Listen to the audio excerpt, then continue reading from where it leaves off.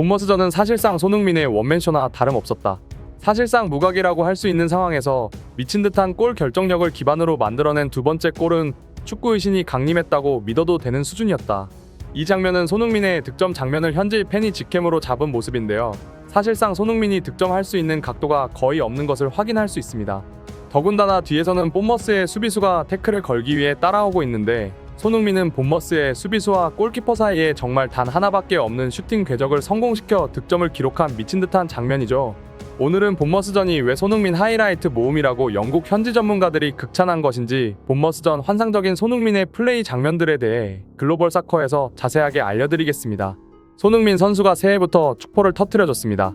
지난 새벽 펼쳐진 본머스와의 경기에서 환상적인 활약으로 맨 오브 더 매치에 뽑혔는데요. 축구 소식지 옵타스코어로부터 평점 8.1점을 받으며 패스 성공률 97%, 팀 내 최다 기회 창출 2회, 빅찬스 메이킹 1회, 1득점을 기록해 진짜 축신이 강림했다는 평가를 받았습니다. 토트넘의 홈구장에서 펼쳐진 이 경기에서 본머스가 최근 7경기 6승 1무 무패를 기록하는 굉장한 상승세를 보여주고 있어 토트넘이 굉장히 어려운 경기를 펼칠 것이라 예상한 전문가들이 대부분이었지만 손흥민 앞에서는 그런 상승세도 한풀 꺾여버리고 말았습니다. 손흥민의 굉장한 플레이는 전반 3분부터 시작되었는데요. 파페 사레의 크로스가 올라오자 손흥민은 센스 있는 플레이를 통해 공을 뒤로 흘려줍니다. 이로 인해 결정적인 찬스가 만들어진 토트넘인데요. 뒤에 달려오는 호이비에르에게 기회를 내주는 것이 맞았지만 히샬리송은 득점 탐욕을 포기하지 못하고 어이없는 슈팅으로 홈런을 만들어 버리며 손흥민의 슈퍼 플레이를 무색하게 만들었습니다.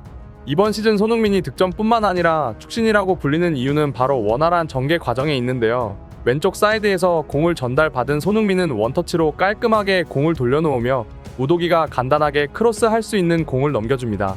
이어진 상황에서는 왼쪽에서 창의적인 플레이로 찬스 메이킹을 시도하는데요. 슬금슬금 올라가던 손흥민은 여러 차례 헛발질로 본머스의 수비수를 벗겨버리고 우도기에게 슈팅 찬스를 만들어줍니다. 하지만 이 공을 다시 전달받은 손흥민은 갑자기 앞으로 튀어나오는 브레넌 존슨을 확인하고 센스있게 공을 톡 차올리며 패스를 해주는데요. 브레넌 존슨의 절망적인 퍼스트 터치로 인해 공격 기회가 무산됩니다. 이처럼 경기 초반 토트넘의 경기를 주도한 것은 축신 들린 손흥민이었는데 토트넘의 동료들이 떠먹여주는 것을 죄다 뱉어버리며 이번 경기가 쉽게 흘러가지 않을 조짐을 보입니다. 이번 경기 손흥민의 득점보다 뛰어나게 평가받은 몇몇 장면들이 이제 나오기 시작하는데요. 벤 데이비스의 공을 2점을 기록하는 장면뿐만 아니라 공격을 풀어나가기 위해 공을 수월하게 주고받는 손흥민의 이런 강점이 유난히 돋보인 경기였기 때문이죠. 계속되는 장면에서 손흥민은 히샬리송의 패스를 이어받아 혼자 스피드 부스터를 사용한 듯한 스피드로 본머스 진영까지 올라옵니다. 여기서 손흥민이 얼마나 이타적인 선수인지 알 수 있는데 계속해서 브레넌 존슨의 위치를 확인하면서 어떻게든 패스를 전달해주려 방법을 찾지만 여의치 않자 자신이 유효 슈팅을 시도합니다. 이 공을 본머스의 골키퍼가 막아내고 말았지만 손흥민이 얼마나 빠른 스피드를 바탕으로 상대 진영에 도달했고 심지어 본머스 수비수가 도착할 때까지 브레넌 존슨의 위치까지 파악해내는지 손흥민의 넓은 시야와 침착함이 돋보였습니다. 후반전에서는 손흥민이 프리미어리그 최다 기회 창출 선수임에도 어째서 어시스트가 5개밖에 없는지 알 수 있는데요. 이 장면에서 손흥민의 선택지는 2개입니다. 자신이 위쪽으로 직접 드리블에 돌파해 들어가거나 아래쪽으로 접어 뛰어들어가고 있는 히샬리송에게 패스를 전달해주는 것이죠. 본머스의 수비수도 이를 알고 있는데요. 위로 들어갈 것처럼 본머스 수비수를 속인 손흥민은 아래쪽으로 공을 전개해 놓고 히샬리송을 향해 환상적인 스루 패스를 선보입니다. 본머스 수비수 2명이 바보가 되는 놀라운 스루 패스를 받은 히샬리송은 기적이라고 할 수 있는 마무리 슈팅을 보여주며 심지어 골대 안으로 유효 슈팅도 기록하지 못하는 당황스러운 슈팅을 이어가는데 이렇게 또 손흥민의 6번째 어시스트가 날아가며 이번 시즌 종료될 때까지 토트넘의 동료들이 얼마나 손흥민의 패스를 또 날려 먹을지 우려가 되는 장면이었습니다. 이제는 우리 손흥민 선수의 토트넘 2번째 득점 장면인데요. 로셀소의 패스도 굉장히 훌륭했지만 손흥민은 리오넬 메시가 연상되는 볼 트래핑을 보여줍니다. 전체 화면의 중계 카메라에서는 확인하기 어려운 손흥민의 놀라운 퍼스트 터치가 나오는데 튀어오르며 컨트롤하기 어려운 상황에 공을 허벅지로 깔끔하게 돌려놓으며 바로 자신의 앞에 공을 떨어뜨려 놓습니다. 이것은 마치 지난 월드컵에서 리오넬 메시가 보여준 허벅지 트래핑과 유사한데요. 월드클래스 선수들은 다 비슷한 공통점이 있는 것 같습니다. 이제 다시 이 상황에서 손흥민은 깔끔한 마무리로 본머스의 골망을 가르는데요. 사실상 각도가 없는 상황에서 딱 하나의 길밖에 보이지 않는데 손흥민은 양발을 자유자재로 활용할 수 있는 선수인 만큼 왼발로 정확한 슈팅을 성공. 토트넘의 두 번째 득점을 폭발시킵니다. 이 득점으로 인해 손흥민은 리그 12번째 득점을 터뜨리며 엘링 홀란드의 14골 기록에 2골만을 남겨놓고 있는데요. 최근 맨시티의 기세가 매우 좋지 않은 상황이라 아시안컵에서만 빠르게 복귀한다면 이번 시즌 손흥민의 득점왕을 기대해봐도 좋을 시즌입니다. 이어진 후반 72분에는 손흥민의 이타적인 플레이가 한 번 더 나오는데 자신이 슈팅을 가져가도 되는 상황에서 손흥민은 뒷발을 이용해 히샬리송에게 또 한 번 결정적인 기회를 만들어줍니다.